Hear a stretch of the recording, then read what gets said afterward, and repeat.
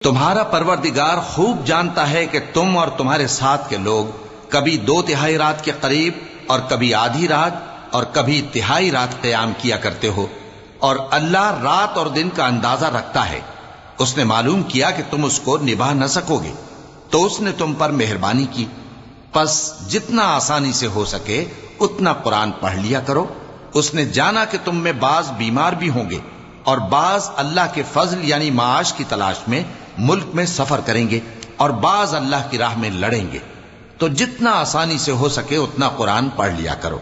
اور نماز قائم کرتے رہو اور زکوٰۃ ادا کرتے رہو اور اللہ کو نیک نیتی سے قرض دیتے رہو، اور جو عمل نیک تم اپنے لیے آگے بھیجو گے اس کو اللہ کے ہاں بہتر اور صلے میں بہت عظیم پاؤ گے، اور اللہ سے بخشش مانگتے رہو، بے شک اللہ بخشنے والا ہے، مہربان ہے۔